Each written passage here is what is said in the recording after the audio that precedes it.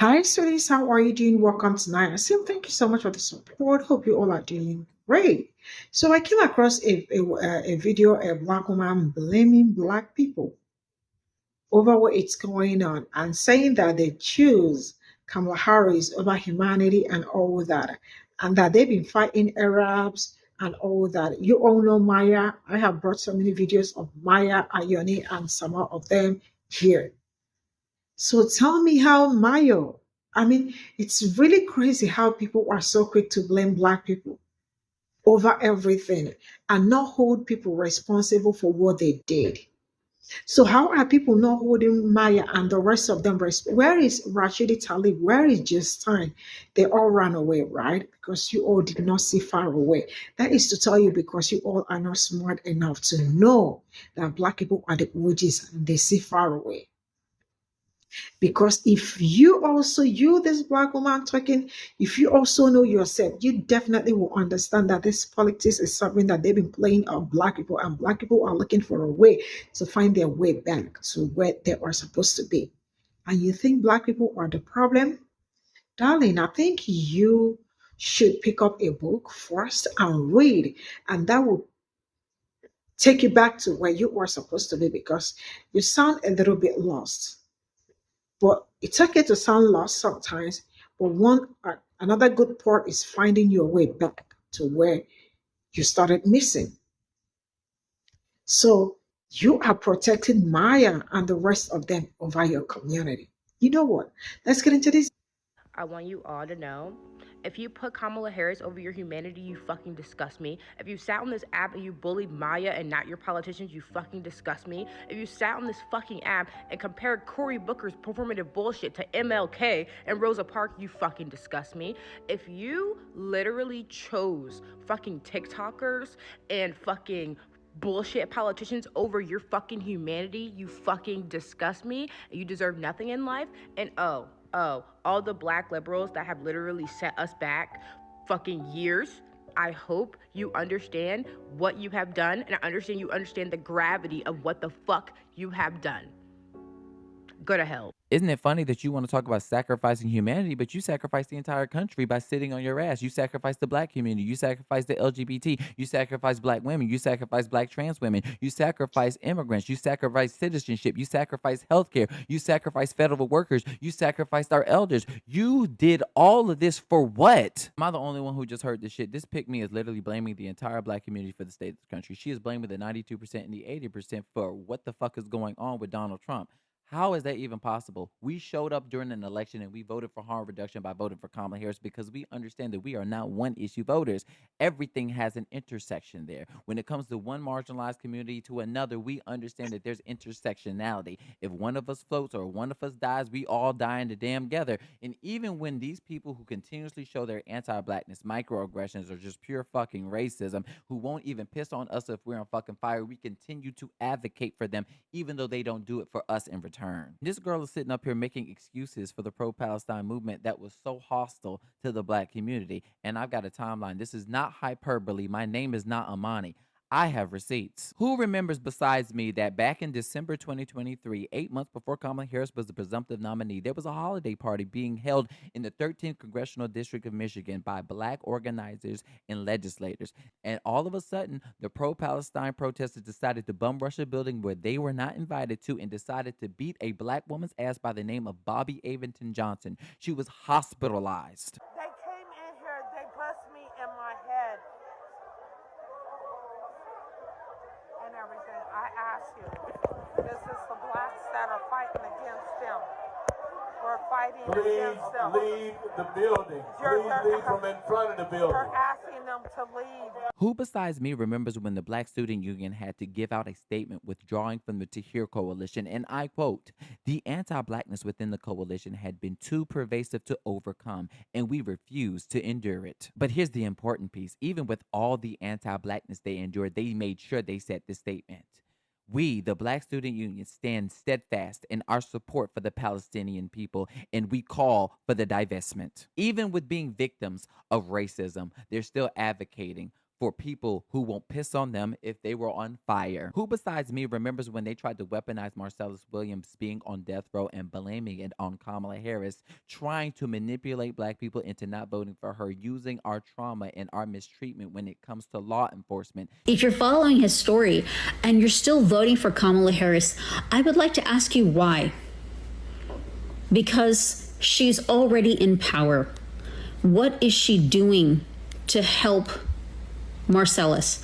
What is the top queen of cops going to be doing? Mind you, as vice president, she has no pardon power. So I don't even understand what the fuck this lady was even talking about. And for somebody who supposedly followed the case so closely, why did you not know that Marcellus Williams was sentenced on a state level? Meaning, not even the president had the ability to pardon Marcellus Williams, according to Article 2 of Section 2 of the Constitution. He can only pardon people on a federal level. So she wants to protect Maya, but who besides me remembers when Maya sicked her 5 million followers to attack a black woman because she said she was going to vote for Kamala Harris, and that black woman's name was Tory Greer. And her response was, okay, I'm never going to support Palestine again. Well, hello, it's the person of color that you saw on your page that you came over here to lie about, because I didn't say, okay, I'm never going to support them again. I said, I'm never going to say anything about it again. That's what I said, which doesn't mean I withdraw my support, which means that I'm not vocally going to be on here and be harassed by people when I say that I'm going to vote for Kamala Harris. Who besides me remembers, even after the massive attacks and harassment, Tory Greer decided to go on live and engage in discourse with Maya Yoni anyways, while Maya Yoni displayed microaggressions, asking her, do you know who Netanyahu is? Do you know who Netanyahu is? Yeah, I know who he is. Along with putting words in Tory's mouth that never touched her lips. You took your frustration on what you're seeing with other people out on me based off of what you saw in my video. That's what it sounds like. Well, in your video, I did feel very hurt. And why didn't you sit with those feelings a little bit longer Because you to fully understand? You publicly made a video. Why didn't you sit with the feelings about what I said in my video? What, the video that you made after not sitting with yours?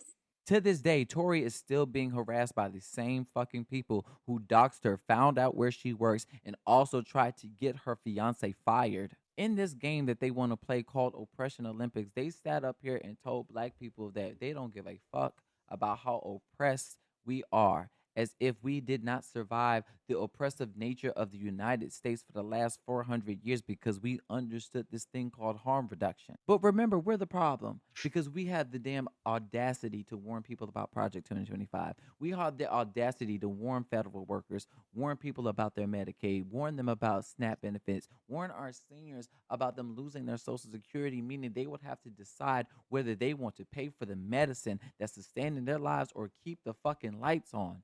This is our problem. We are the problem. You're right, Renee. The black community is obviously the fucking problem. And even in your misdirected anger, because apparently you care more about the Palestinian people than you care about your own community. You care about them so much that you're so loud in your advocacy where you can't even hear them when they said they wanted Kamala Harris to win. Even though you obviously hate your own people, we're not wishing any harm on you. I hope that when you go out protesting tomorrow, while you're standing in solidarity with people who wouldn't piss on you if you were on fire, I pray to God that they don't use you as a Teflon vest or a black human shield when shit pops off. Hopefully you won't be the only person arrested because of the color of your skin. Anti-blackness. That's why people are complaining about Cory Booker. That's why they complained about Kamala Harris. That's why they complain about Jasmine Crockett, because people profoundly, the comments that I have seen have been rooted and grounded in anti-blackness. And the folks that are doing it are not Palestinian people. And I want to kind of name that up front because I think it's super important here. What we have is a set of colonizers who continue to show up, be it Black Lives Matter, be it you name a cause, they're there. They are the expert. And then the cause ends up being ruined because of their overzealous utilization of the master's tools. They continue to operate and engage in supremacy tactics, even in liberation spaces, and then they expect people to go along with them by twisting their arms because they are not, or believe, rather, that solidarity is born of emotional extortion, which it isn't. But moreover, there seems to be some confusion about where the conversation needs to start. It shouldn't start with individuals that you are not a part of the community of. It should start with Yameen and Pe0ple. You should be knocking doors in your community, because if I look at those election results, I know almost immediately where and how this man got into office. But moreover, trying to wield the Bible or thump the book of moral superiority at the rest of us, what I'd encourage you to do is realize that when you went off in November and started doing and saying all the crazy things like, I'll never vote for Kamala Harris, blah, blah, blah, blah, blah, blah, blah, that you also invited what has happened now, which is millions of people will not have food, millions of people will not have access to HIV antiretrovirals, millions of people will not have access to vaccinations, you name it, you've helped to facilitate that. And what I think is funny is that you have no self-reflection, but moreover, you have no shame. You're unable to look at yourself and say, I might be the problem here. Here's the thing. I want to invite you all to start by sweeping around your own front door. Rather than being in business that probably has nothing to do with you, or being a cost colonizer and hiding behind another set of people by flinging words around to silence others, I'd invite you to think, maybe I'm still engaging in supremacy culture by utilizing a cause that is not mine to hurl and fling words at people who are also historically marginalized and continuously marginalized in this world. And so before you engage with the rest of us trying to demand of us that we should speak a certain way or do a certain thing, I invite you to check your privilege. Just check it. I invite you to take an inward look, an introspective look as to why you're so violently stupid. But anyway, I wish you cost colonizers the best evening. Black leftists annoy me more than white leftists, particularly because, one, they're black.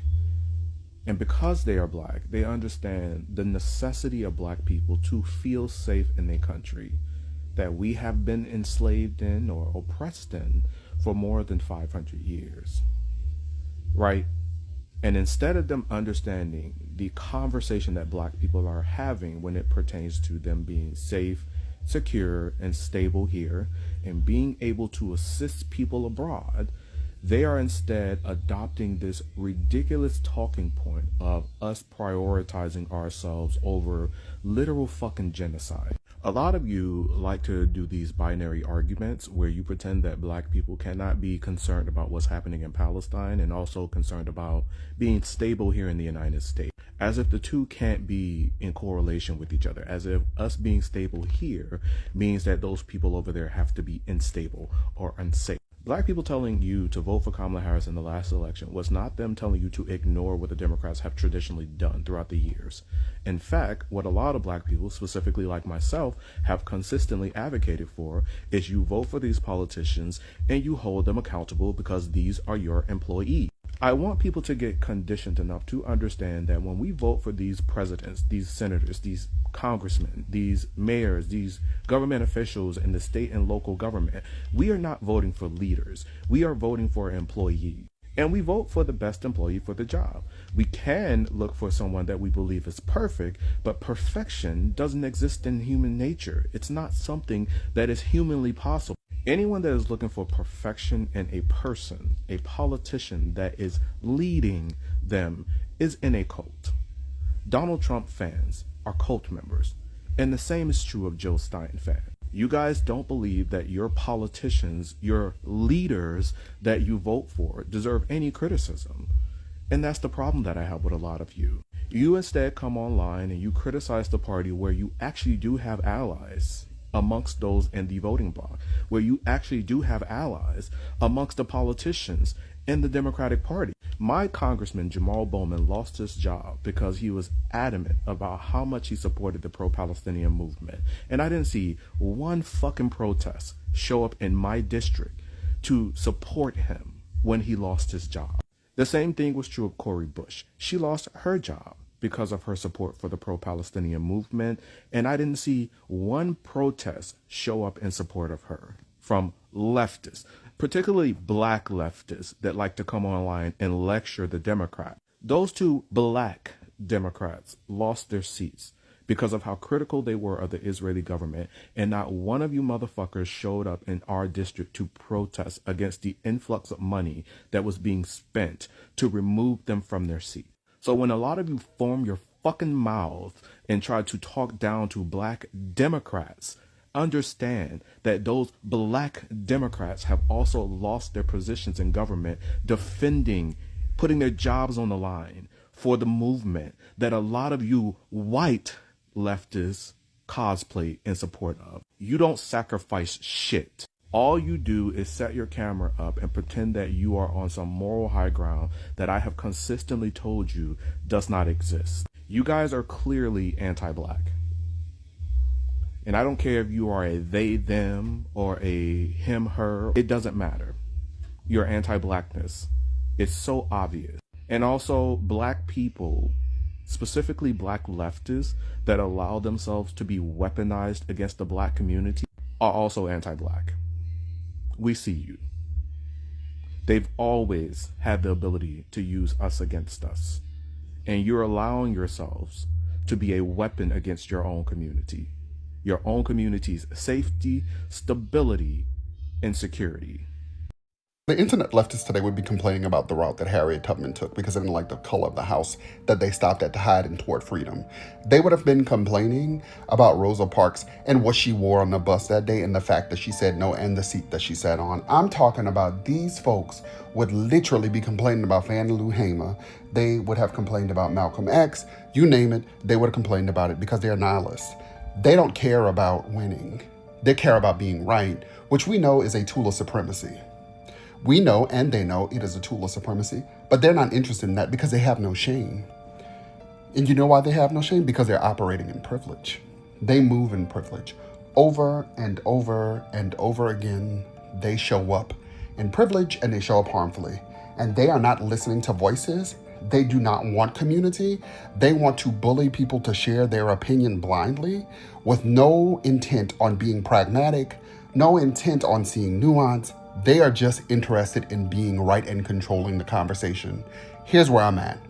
I'm not listening to them anymore. I'm blocking them every time I see them because quite frankly, solidarity is not born of emotional extortion, but moreover, solidarity is not born by you saying to me that I don't understand the plight of people across this world, this globe, this country as a marginalized person. And those of you doing it, you know who you are.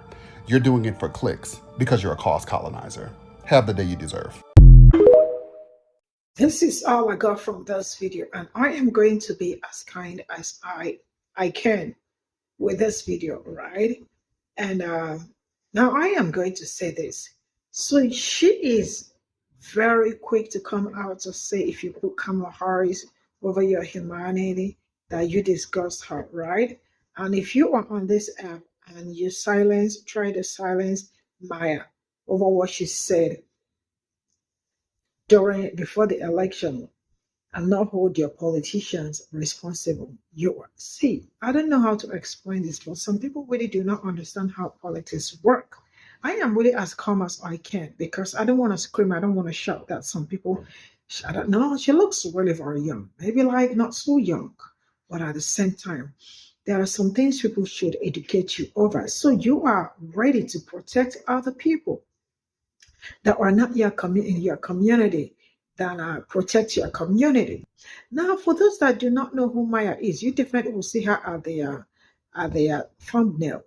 Maya is a Palestinian, or she's Arab, or wherever she is from, but she is Arab, right? She actually convinced her followers, she has 55 million followers plus, not to vote for Kamala Harris. And then went after every Black woman that tried campaigning for Kamala Harris, including Tory. Tory is also a Black woman that to this very moment, they are still doxing Tory. I mean, leftists are still dragging Tory to this very moment, right? And there are also many other Arab that actually came out to say, do not vote for Kamala Harris because if you vote for her, da da da da da da da. Now you all can see everything going on. Everything going on at this point in time was because some people refused to listen. If they had done the right thing, would there have been need for people to start going out to protest? It is because they do not see you as human. It is because they do not feel like you deserve anything good. It is because they feel that if Kamala Harris becomes president, it means black men, we have better opportunities, which was also part of her policy. Did you forget that? How can you forget that? And I remember bringing videos of white women on live television. If you are following me on Naya Sim, you definitely will know I always use it as an example all the time that I am making reference about what went down. They actually came out and say, over our whatever body that we let her win. Why? Because if she wins, black men will have better position than we do. So it means that we have to depend on black men. So which means she really had a better plan that got them scared about black men coming into power or becoming more prosperous than them. So they were like, so how are we supposed to watch our husbands sit down there when black men take over? So baby sister is out here talking rubbish. So you're already unwilling to defend Arabs than defend your own community. So you are saying your community should hit the road. You are saying that everything going on with this administration is all beautiful. Did we cause anything? Of course not. But still, some people will look for a way to find their way into black people's way, to tell them, to blame them over something they know nothing about. But I think it's time you all sit down and think well of some certain things that you all come out here to say. Everything is all black people's problem. Even when they are not able to swallow, to gut the water they have in their mouth, it's still a black person's problem, right? Because black people have always been the problem. I don't want to be emotional. I don't want to feel bad talking about this, but it is unfair. It is really unfair. I am going to draw the curtain here. See you all in my next video. Bye for now.